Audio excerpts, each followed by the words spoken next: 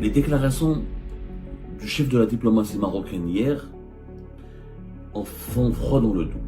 Et Belbarah, hier, Nasser Bourita, le ministre marocain des Affaires étrangères, est intervenu devant le Parlement marocain, ce qui est nouveau quand même. Dans son discours, il a fait des déclarations où il impute à l'Algérie, où il accuse tout simplement l'Algérie de vouloir préparer une confrontation militaire contre le Maroc, de vouloir déclarer la guerre au Maroc.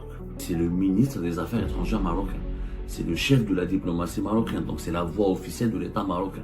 Il parle de signes d'escalade apparents provenant de l'Algérie, une volonté apparente de passer du conflit à la confrontation militaire directe. C'est la première fois qu'un officiel marocain, chef de la diplomatie marocaine de surcroît, accuse officiellement l'Algérie de vouloir faire la guerre au Maroc.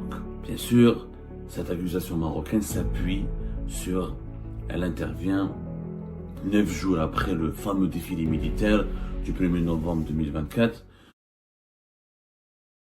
Bonjour les amis, j'espère que vous allez bien. Avant de commencer cette vidéo, j'aimerais juste vous remercier d'abord pour votre soutien et vous demander surtout de rester concentré et de suivre cette vidéo jusqu'à la fin. Il y a des déclarations très importantes, il y a un message important à la fin aussi. J'aimerais bien que vous suiviez cette vidéo jusqu'à la fin et que vous n'oubliez pas de nous soutenir et de laisser vos commentaires et vos réactions sur cet épisode très important. Merci encore une fois et bonne visualisation. C'est un sujet extrêmement compliqué d'aborder. C'est le sujet le plus terrible pour un journaliste honnête, sérieux, intègre, à la fois patriote. Mais quand on est patriote, quand on aime son pays, on veut la paix. On veut la paix, on veut le développement, on souhaite le développement pour son pays, on souhaite la sécurité. Et le patriotisme n'est pas un appel à la guerre. Un vrai patriote ne peut pas aimer la guerre. Un vrai patriote ne peut pas préconiser la guerre. Un vrai patriote ne peut pas dire à son pays, ce serait bien que mon pays fasse la guerre. C'est pas possible. Un patriote veut préserver la sécurité et la vie de ses concitoyens et de son peuple. Et un patriote veille sur le bien-être de son peuple. Et le bien-être d'un peuple et d'un pays dépend de la relation de ses bons voisinages et de la paix et de la sécurité de la région qui entoure ce pays. Vous avez bien compris de quoi je veux parler aujourd'hui, des relations algéro-marocaines, qui sont un sujet extrêmement difficile, où on ne peut pas être objectif, on nous empêche d'être objectif, parce que si on est algérien, on doit être du côté de l'Algérie par patriotisme, si on est marocain, on doit être du côté du Maroc par patriotisme. La lucidité, l'objectivité, le bon sens sont malheureusement absents sur ce terrain-là. Et pourtant, la situation est de plus en plus grave. Le climat de tension est de plus en plus grave, et je crois que depuis 1991, voire bien avant, peut-être même depuis les années 70, les deux pays n'ont pas connu un climat aussi tendu, ou n'ont pas connu des relations aussi conflictuelles et aussi dangereuses, et des escalades aussi dangereuses qui peuvent mener vers le pire. Alors, les déclarations du chef de la diplomatie marocaine hier en font froid dans le dos. Alors, ce qui était une simple inquiétude, balayé d'un revers de la main par certains esprits sages qui affirmaient tout le temps qu'un scénario d'une guerre ne sera jamais possible entre les deux pays, les deux régimes, parce que les deux pays, les deux régimes ont toujours une limite, une ligne rouge qu'ils ne vont jamais transgresser, parce qu'ils savent très bien que une fois que cette limite, la ligne rouge est dépassée, toute la région du Maghreb va basculer dans une situation incontrôlable et dans le pire et dans un cauchemar. Et Belbarah, hier, Nasser Bourita, le ministre marocain des Affaires étrangères, est intervenu devant le Parlement marocain. Il a fait un discours, une intervention devant la Commission des Affaires étrangères, de la Défense nationale, des Affaires islamiques, de la migration et des résidents à l'étranger. Donc c'est le Parlement européen. Et dans cette intervention, M. Bourita, le chef de la diplomatie marocaine, ce qui est nouveau quand même, dans son discours, il a fait des déclarations où il impute à l'Algérie, où il accuse tout simplement l'Algérie de vouloir préparer une confrontation militaire contre le Maroc, de vouloir déclarer la guerre au Maroc. Ce n'est pas un média marocain qui l'affirme, ce n'est pas un parti politique, ce n'est pas un élu d'une circonscription ou un simple député, c'est le ministre des Affaires étrangères marocain. C'est le chef de la diplomatie marocaine, donc c'est la voix officielle de l'État marocain. Il cite, je le dis, il parle de signes d'escalade apparents provenant de l'Algérie, une volonté apparente de passer du conflit à la confrontation militaire directe. Une volonté apparente de passer du conflit à la confrontation militaire directe. C'est Boulita, Nasser Boulita, encore une fois, le ministre des Affaires étrangères marocain, qui l'a déclaré. Et donc, il y a une première fois, je dis bien, peut-être pas la première fois dans l'histoire des deux pays, mais depuis la rupture des relations diplomatiques août 2021, c'est la première fois qu'un officiel marocain, chef de la diplomatie marocaine de surcroît, accuse officiellement l'Algérie de vouloir faire la guerre au Maroc.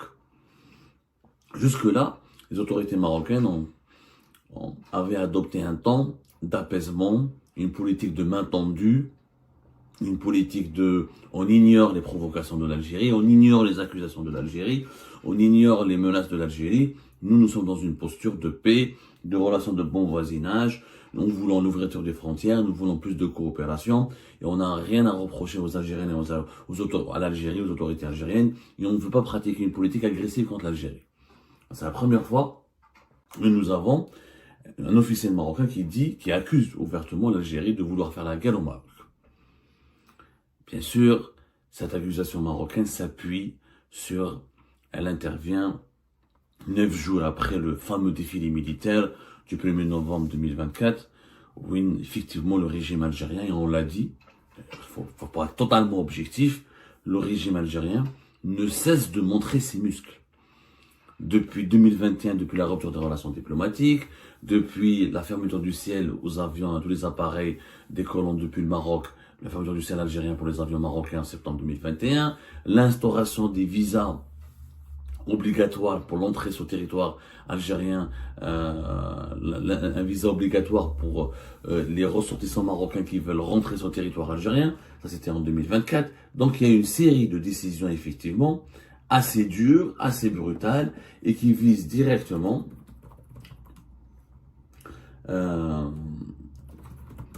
le Maroc, Il y a absolument...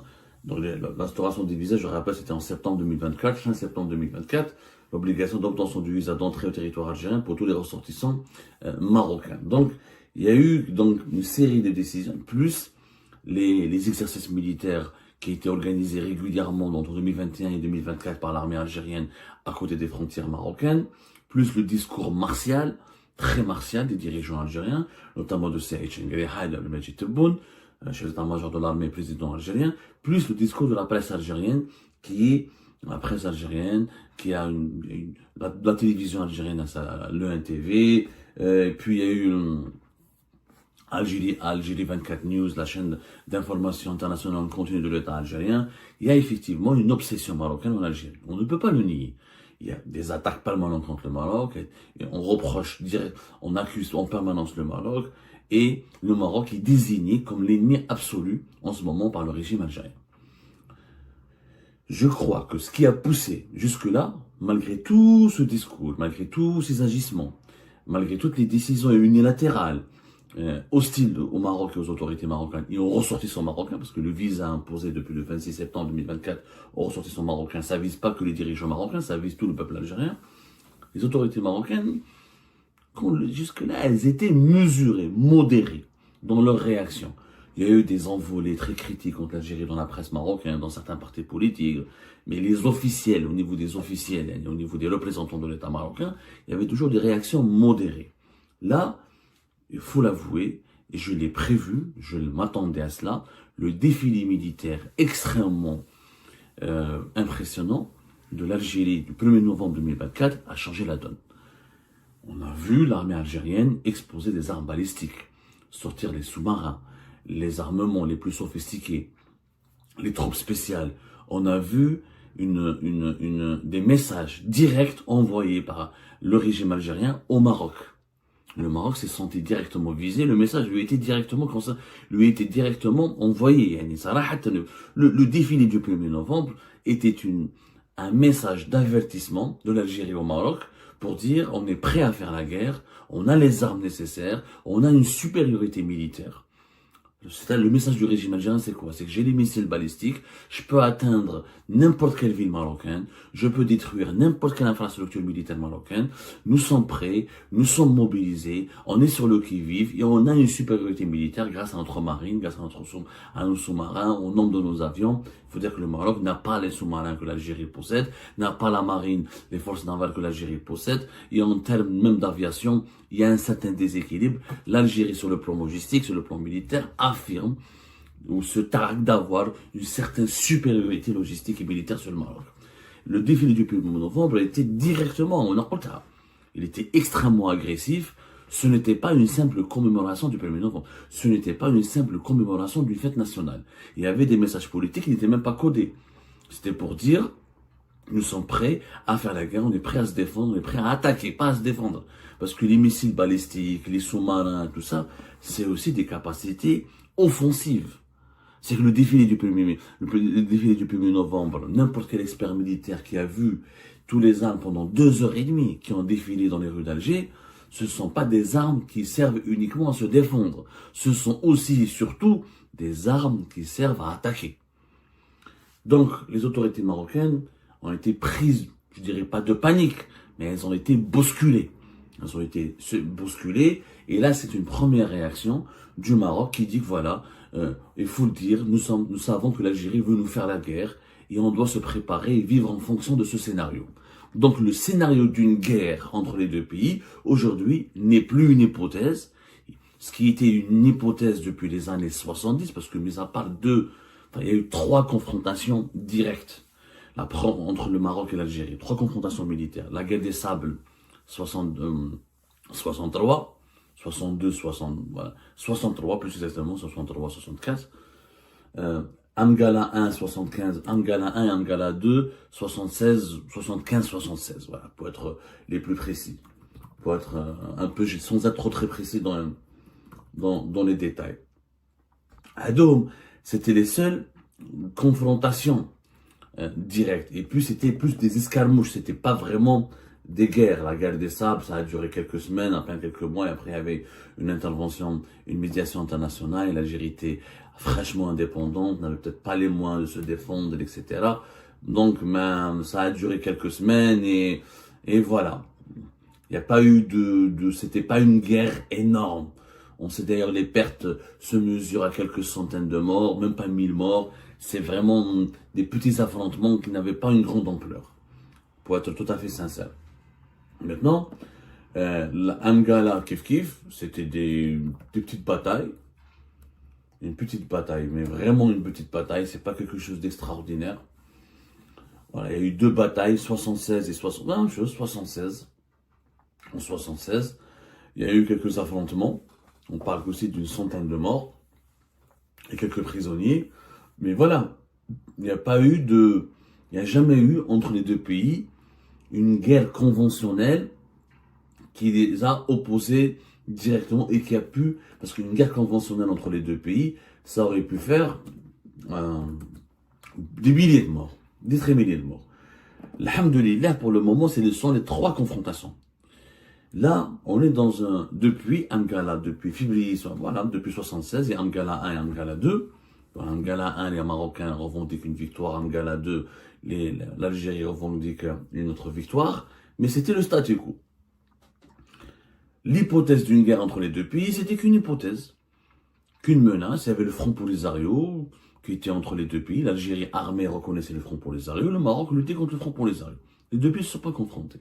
Là, c'est la première fois, depuis l'indépendance, depuis la fin des guerres, depuis Amgala, depuis 76, où nous avons les deux pays qui se disent, qui conçoivent, parce que jusqu'à avant, les deux pays se méfiaient, s'armaient, il y avait une course à l'armement, mais il y avait toujours des contacts.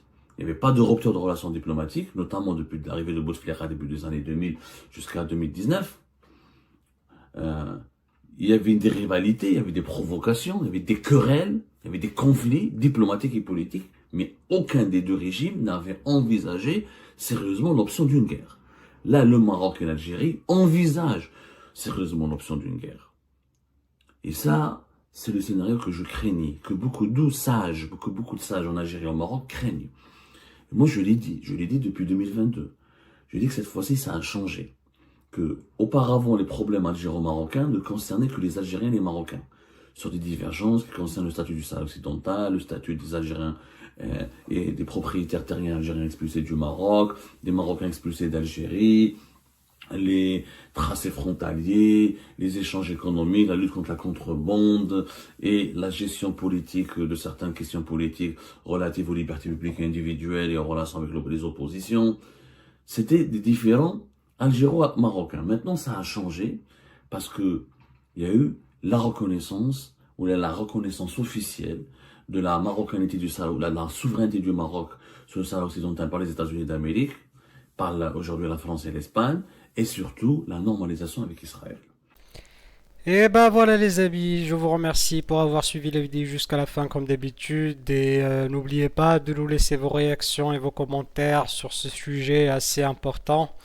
Et sincèrement, bah voilà, cette fois-ci c'est du lourd, c'est du vrai, c'est Nasser Bourita en personne, notre ministre marocain des Affaires étrangères, qui déclare noir sur blanc que voilà, l'Algérie est en mesure de porter une guerre contre le Maroc et qu'elle se prépare, ou bien qu'il y a, il y a un risque, une menace, un potentiel de guerre entre les deux pays mené essentiellement par l'Algérie, initié par l'Algérie. Donc voilà l'idée. Et c'est vraiment c'est dangereux, mais en fait Nasser Bourita ne fait que appeler un chat un chat. C'est juste qu'il a fait, il n'a rien inventé. C'est juste le fait de changement de posture qui est différent dans l'histoire. Parce que le Maroc, comme le dit Abdo et comme on l'observe tous, a toujours été dans une posture plutôt très calme, même au point que ça devenait anecdotique. Comment se fait que ce Maroc a tellement le sang-froid et les nerfs complètement gelés face à un voisin extrêmement agité, extrêmement violent. Donc voilà, c'est une rupture avec cette posture ultra pacifique. C'est vrai, on ne peut pas on ne peut pas se mettre nous les simples mortels dans la réflexion des personnes qui sont au pouvoir, les grands maîtres du jeu, les hommes de l'État, les décideurs. Surtout au Maroc, nous avons une classe politique qui est vraiment de haute qualité, et ça avec le témoignage du monde entier. Donc il n'y a pas de débat sur ce sujet.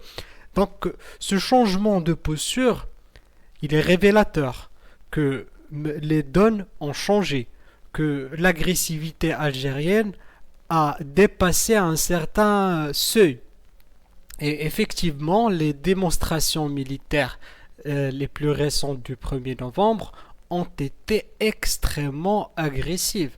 Une lecture militaire aurait pu être faite et ça peut-être bon, le raisonnement marocain, on va pas avoir toutes les clés toute la grille de lecture marocaine, on va pas pouvoir l'avoir parce que Nasser Bourita n'a pas vraiment donné tous les éléments de cette prise de décision ou de ce changement de façon comment le Maroc va maintenant exprimer ses craintes. Ce changement de paradigme, c'est une politique de l'État. Et on ne peut pas rentrer à l'intérieur de leur tête pour voir comment ils ont réfléchi ce changement. Mais il est là. Donc, du fait qu'on a des dirigeants de qualité et des dirigeants qui ont tellement pris de recul pendant des années, et l'Algérie provoquait le Maroc d'une façon vraiment excessive. Et les officiels marocains ont toujours tenu leur sang-froid. Mais là, ils tiennent toujours leur sang-froid. Il y a aucune menace, il y a aucune. C'est juste appeler un chat un chat. Donc on sort de la posture du pacifisme total et on ignorait même. On est toujours dans le pacifisme, mais on ignorait les menaces algériennes. C'était pour nous des non-événements. Toutes les déclarations guerrières et martiales des dirigeants algériens et de la presse algérienne, tout a été ignoré pendant des années. Mais là, on appelle un chat et on déclare au monde entier que voilà, l'Algérie veut mener une guerre au Maroc. Parce qu'il faut, même c'est un discours qui a été adressé aux Marocains au premier degré, mais au monde entier au second. Donc voilà, pour nous Marocains, il faut déjà savoir que l'Algérie veut nous faire la guerre. On le savait déjà, c'est pas nouveau, mais c'est officiel. Donc après tout cela, comment les choses vont se développer, on va voir ensemble. J'espère qu'il n'y a pas d'escalade militaire, j'espère qu'il n'y a aucune étincelle qui pourra éclater quoi que ce soit entre nos deux pays voisins. Moi, je parle autant qu'un simple citoyen, donc je ne voudrais pas voir mon pays détruit, ni le pays de mes voisins détruit, ni des confrontations militaires directes entre nos deux services militaires et nos deux armées. Parce que les armées, en fin de compte, ce sont des citoyens aussi, ce sont des gens, ce sont des personnes. Donc on ne veut pas de guerre, on ne veut pas de quoi que ce soit, on ne veut pas de violence au Maghreb, ça c'est très évident. Et espérons que les dirigeants algériens aient un petit peu de recul et reviennent à leur raison avant qu'ils rentrent sur un terrain, sur quelque chose qui va être vraiment destructeur pour toute notre région du Maghreb et de l'Afrique du Nord. Donc voilà, je vous remercie encore pour avoir suivi cette vidéo et toutes nos vidéos comme d'habitude. Et à la prochaine. Au revoir.